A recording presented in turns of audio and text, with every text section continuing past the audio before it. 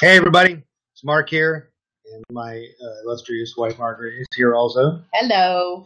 Welcome to leadership training for tonight. It's August 28th, 2015, and this is going to be a relatively brief webinar tonight, training session tonight. We've got a couple of topics we want to cover. The first one for pretty much applies to everybody, and that's going to be a new method for peaking, a new basic script that we use. We're going to talk a little bit about a recommended book that we've been reading, or one of us is reading, and then at the end I'm going to cover some the topic of using social media, effective use of social media like Facebook and whatnot, and how we can actually help each other on social media and help those other folks on our team to reach more people and get a better response. So for the first topic tonight, I'm going to talk about peaking and the new script we heard. I was listening to Ray Higdon, and he's with another company, but he does a lot of non-company specific training for network marketing professionals and affiliate marketers and whatnot. And one of his favorite peaks that we've also used in the past to some success is the one primarily for your cold market, which says, hey, are you open to making money outside of what you're currently doing? Or are you open to a side project that you could work around your current schedule?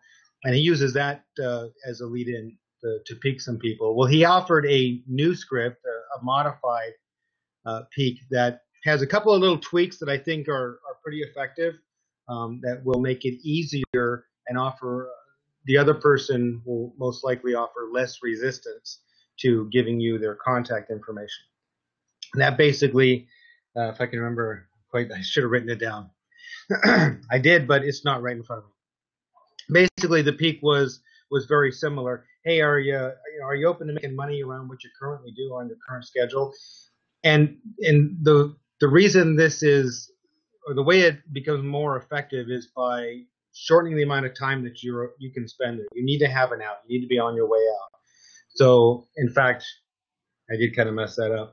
What he says is, hey, listen, I got to run, but I promise I'll get back to you. What's the best number to reach you at? And what that does is a couple of things. Once you've peaked them and you're at the phase of getting their information, okay, you say, hey, listen, I got to run. And you look at your watch. I got to run, but I promise I'll get back to you with that information. What's the best number to reach you at? What that does is two things. When you promise somebody something, in the back of their mind, you're now committed. Okay, they have an expectation that you're going to provide something to them, as opposed to saying, hey, could you could you maybe give me your number, or could you please give me your number and I'll call you back? What you're doing in that instance, you're in a position of asking them to give you something. By turning it around and saying, hey, I promise I'll get back to you, you've suddenly taken on the role of owing them. Okay? Now, when somebody's promising to do something for someone else, right, and you turn around and say, what's the best number to reach you at? They're going to be much more inclined to give you their contact number because they're expecting you to call them back. You've made that promise. Okay? Nobody wants to be the one that backs out. So they're going to give you, most likely, they're going to give you that contact information so that you can follow up. So just to cover that one more time, when you do the peak, regardless of which peak you use, Here, let's do it. What's that? Let's do it real quick. Okay, we're going to do it real quick. Let's see here. Hey, how you doing? Great. She's my pretend waitress, by the way. Listen, I really appreciate all the service tonight. You've been absolutely fantastic. And in fact, my wife and I were just talking. We've got a project we're working on, and we're always looking for sharp people. Are you open to making extra money around your current schedule? Sure. What do you got? Well, you know what? We do have to get going. As we just got the check. We got to run, but I promise we'll get back to you with all the information. What's the best number to reach you at? Oh, well, here, let me write it down for you. Okay, great. So, and that's it. And you know what? When I used to see people do things like this in practice, one of the things I think was, okay, well, that's easy for you, but not for me. Well, guess what I found? I know how you feel because I felt the same way. But what I found was that it really is that easy. If you pay somebody a compliment, peak them, and it's natural, and that's the thing. It's got to be natural. It's got to be authentic. If you're stumbling over your words trying to remember the exact thing to say, well, it's not going to look as good. It's not going to be a natural conversation. So there's going to be some automatic resistance on the part of the other person.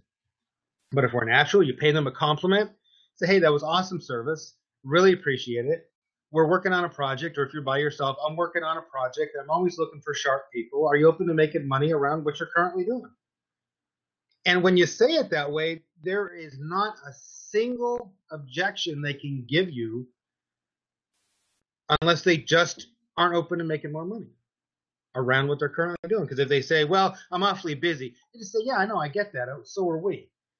But this is something you can fit in around your schedule however you see fit. Oh, really? Yeah. And besides, I mean, depending on who you're peaking, I have yet to meet a waiter or waitress that isn't working more than one job or going to school and working and, otherwise looking for extra money.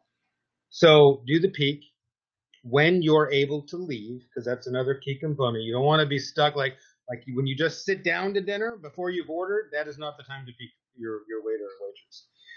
If you're out at a ball game, whatever, same thing. Hey, listen, I got to get on this conference call, or I got to get, these hot dogs back to the kids at the seats. But, I promise I'll get back to you. What's the best number to reach you at? And that's it. That's the basic tweak to the peak. I haven't actually used that one yet because we just heard it. What was it? Just this morning? Mm-hmm. Just this morning or this morning? Yeah, it was this morning. So anyway, I can't wait to get out there and use it. I hope it helps. If anybody wants, just send a message, post something on the Team Gold Rush group there, and I'll go ahead and post the text of the peak. So right now, I'm hoping Margaret is ready to give you a short book review. I'll leave that. You do them both. What the heck? Well, more books the better. Can we grab the books? Yeah, why don't you go ahead and get those, and I'll entertain people here for a minute. At the Copa. Yeah. Well, after she does this, we're going to talk a little bit about social media, effective use of social media, and how we can actually help each other get better response online, and just a few things to think about when you're posting and liking and tagging and all those things on Facebook or using Twitter. I'm going to focus mostly on Facebook for this session coming up, but I think there are some things that some of you may already know, and if you do and you're not doing it, well, this will be a reminder, to do it. And if you hear some things that you haven't heard before or that you didn't know, then great, make sure to put them into action. I'm going to run real quick and get a coffee refill because that's very important to training. And I'm going to give this to Margaret. Margaret, it's all yours. Hey, guys. Okay. The book that I just finished reading is John C. Maxwell, Wisdom from Women in the Bible. Now, these are to my ladies out there. This is a small book. It's an easy read. You don't have to know the Bible to understand it, and that's what was really good about it. Some of the ladies that talked about in the Bible, in this book, sometimes I didn't click of who they were until they told their story. So you may know them, you may not. But each one has a small section after it talks about the ladies and what John Maxwell learned by it, and then it has some things for you to think about in each section. So like I said, it's an easy read. It's really good study. And if you're a writer and a journaler, it would be good to write down your responses to these and to go back and think about them. So really good book. Like I said, a quick read and good leadership lessons in here. Awesome. The next one I'm still currently reading is The Pilot Method. Remember us having Miss McCormick out here, and actually she was just in London. I think she's heading somewhere, Australia or somewhere next. She's an awesome speaker, but her book is great, and it has some really good aha moments in here so far, and I'm not even that far. One of the things, let's see, I highlighted it. I might have said it in another video, so I don't know if you watched it or not, about negative thoughts do serve a purpose. I talked about that before, I think, on one of my videos, that negative thoughts serve a purpose. They actually may help you prepare for a problem that may be coming up in the future.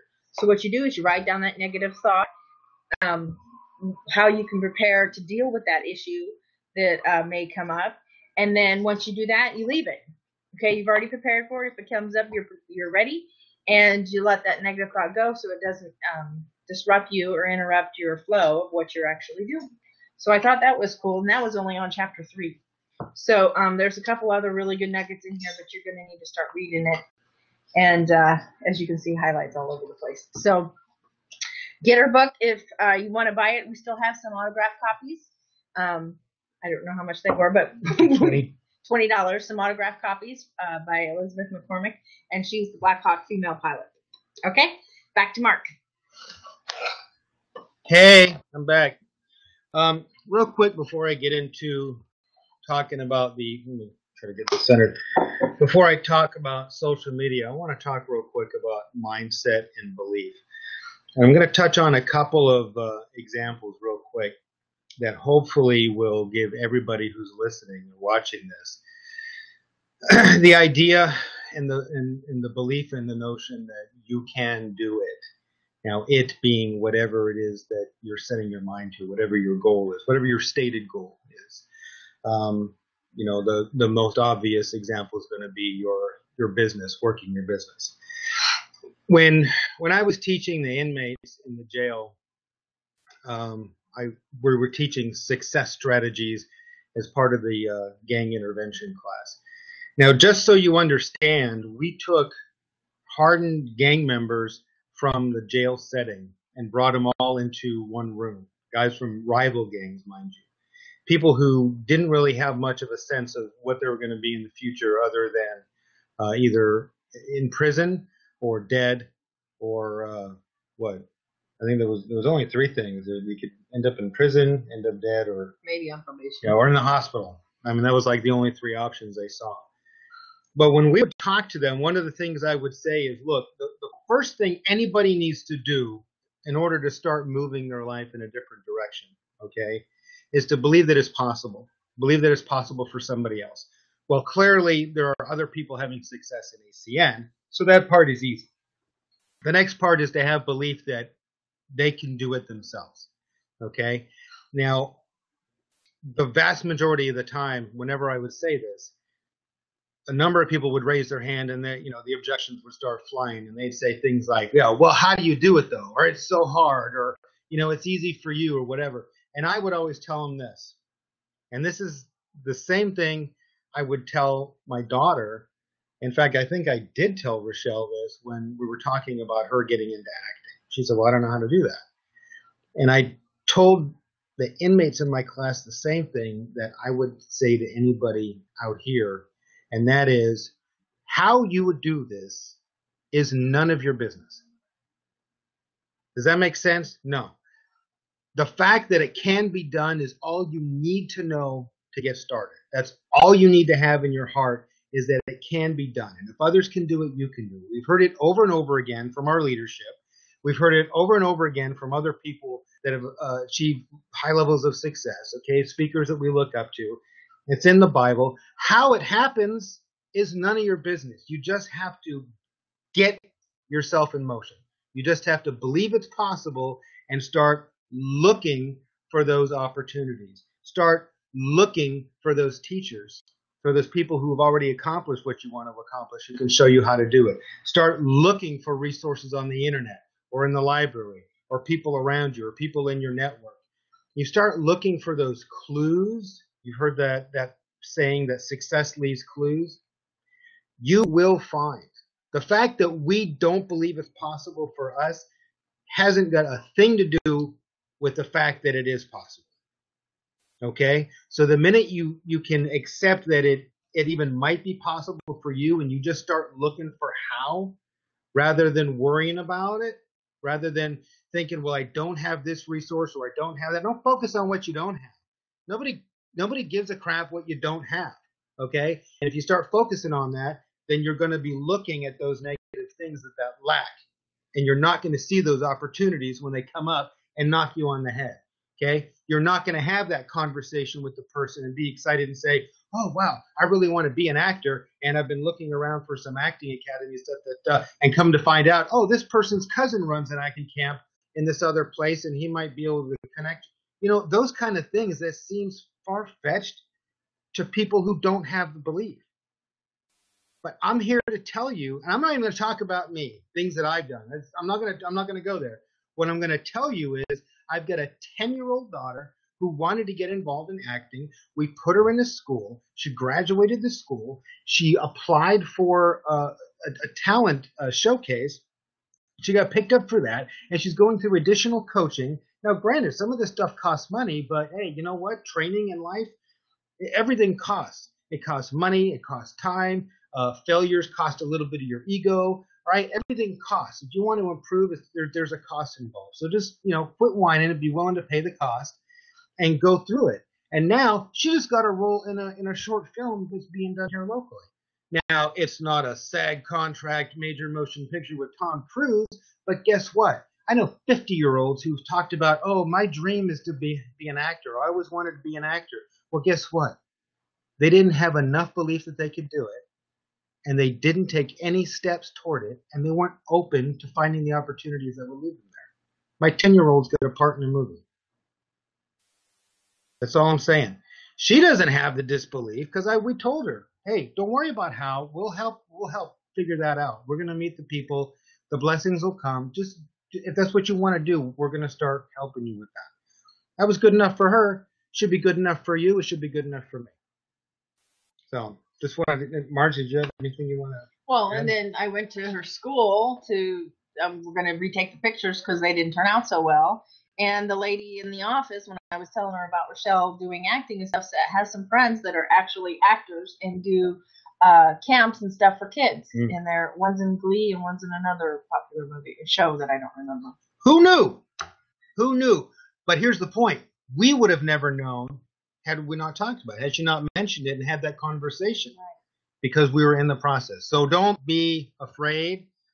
Don't worry about how something's going to happen. Other leaders in our company have told us the same basic thing. And I'm going to be honest, I'll be the first one to sit. Well, I would stand. I'm sitting. I'll be the first one to sit here and tell you I lacked personal belief about my abilities in this business for a long time. And I started working in other areas where I did have more belief, and things started happening. And I can't deny it anymore. I cannot deny it anymore. There's too much good stuff going on to say, well, I wonder if the same thing could apply to ACN, because I guarantee you it will. We've already seen changes. I've got people contacting me from Australia and England. So, I mean, and there's people that I talked to years ago. They're coming back and they're seeing or hearing things. So just be open and work on those skills. So anyway, I want to talk about effective use of social media. And we're going to focus on Facebook. So I wish I had like a little musical segue because I feel like I'm talking. Yeah. Just rambling. But so effective use of social media.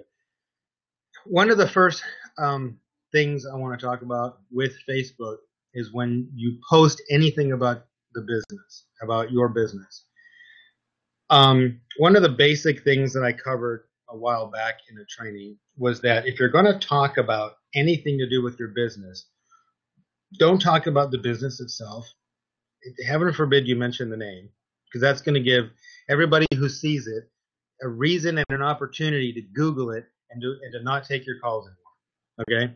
So if you've been in this business less than 2 years specifically, if you've been in for a relatively short amount of time, do not post the name of your business anywhere. I would say my personal recommendation, don't even share those pictures from the ACN page that have, Merry Christmas, ACN. Don't do it.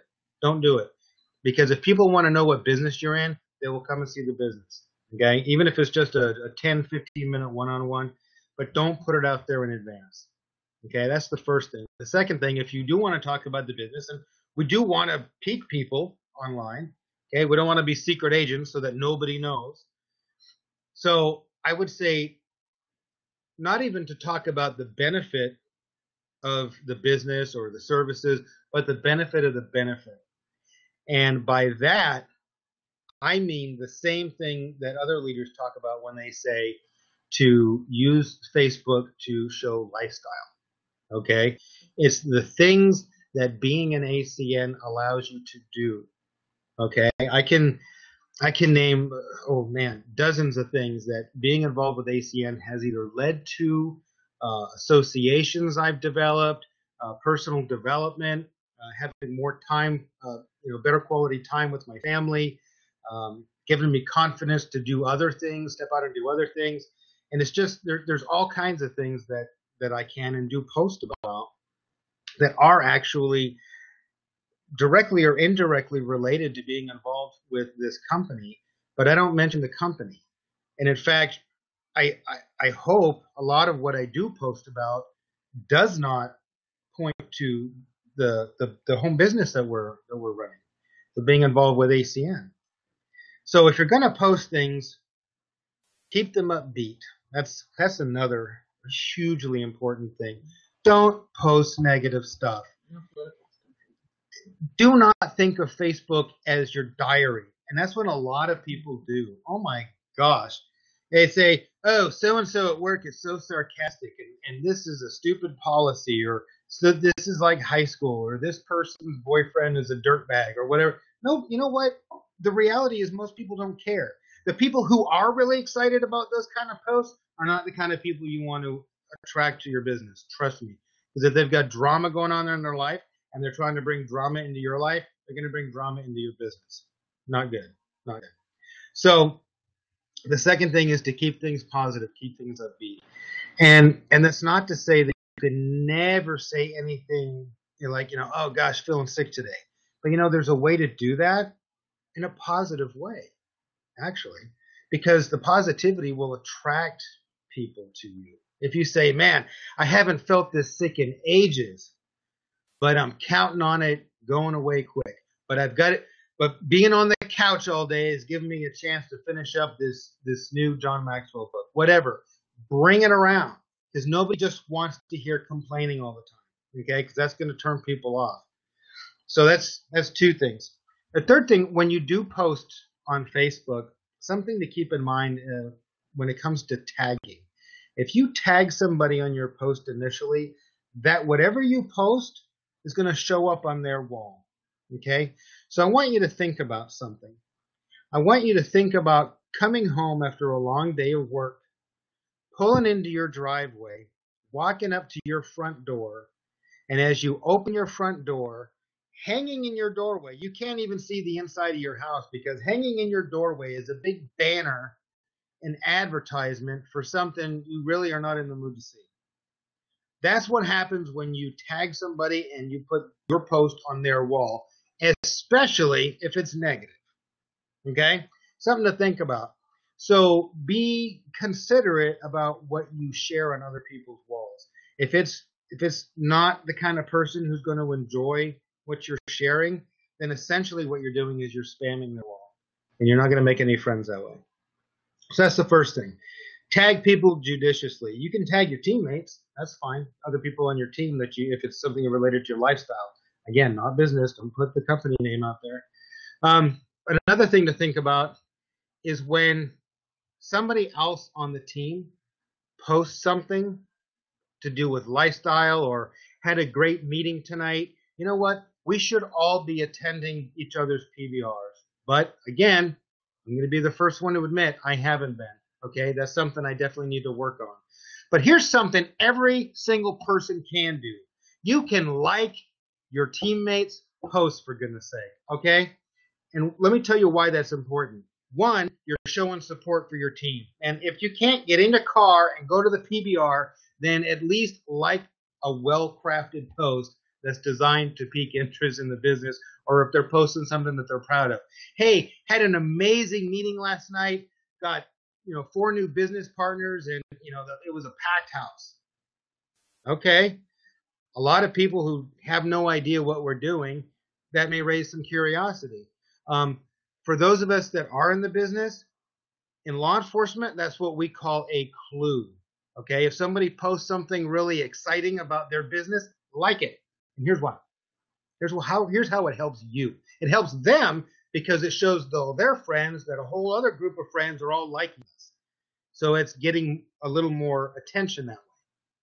How it helps you is that your friends are more likely to see that post. Even though you didn't post it on your wall, they're going to see that you liked it. And some of them are going to say, what did she like?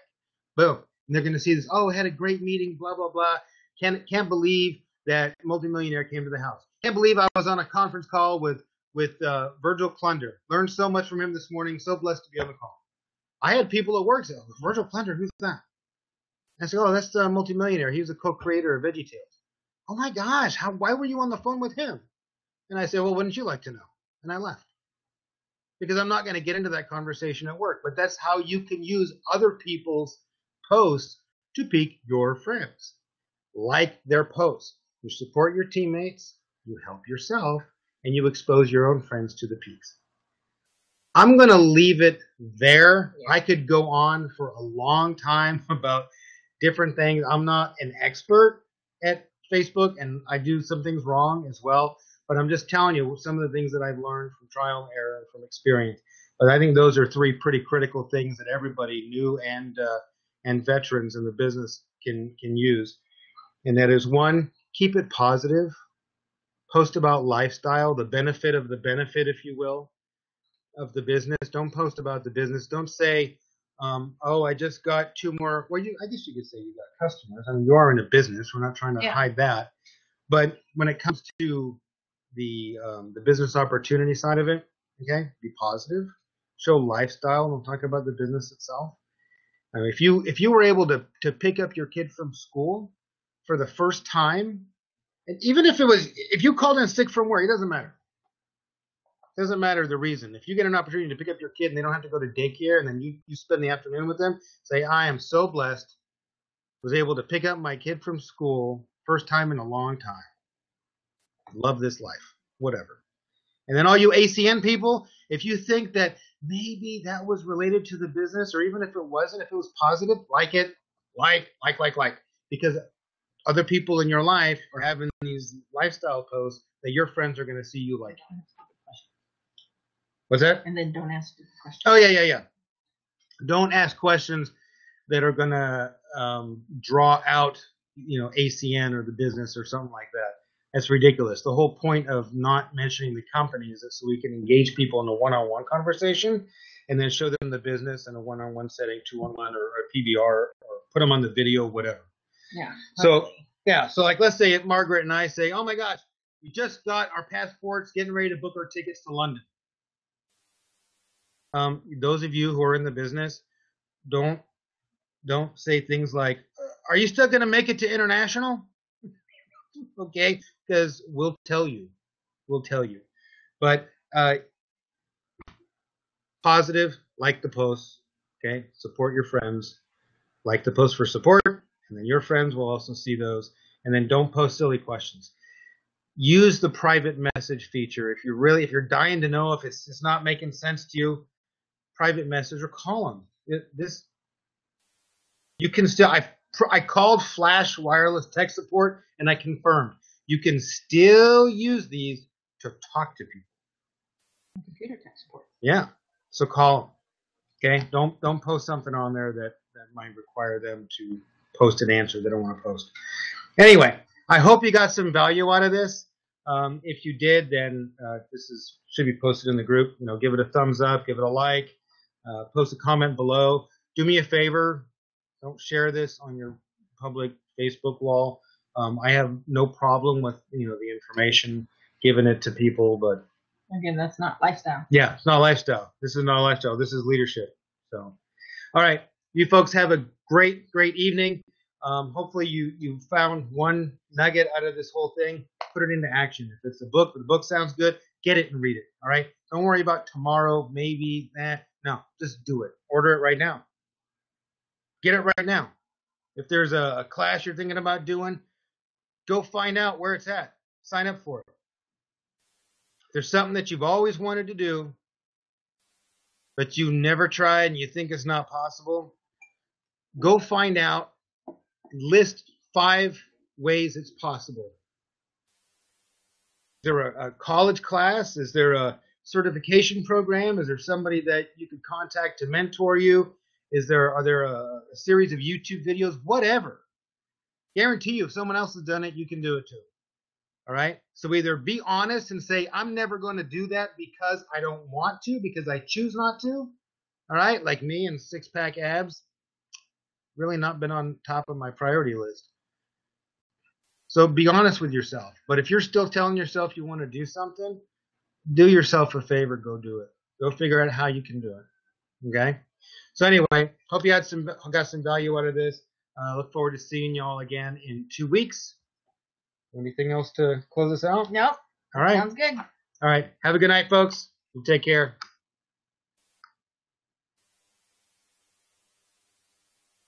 And end.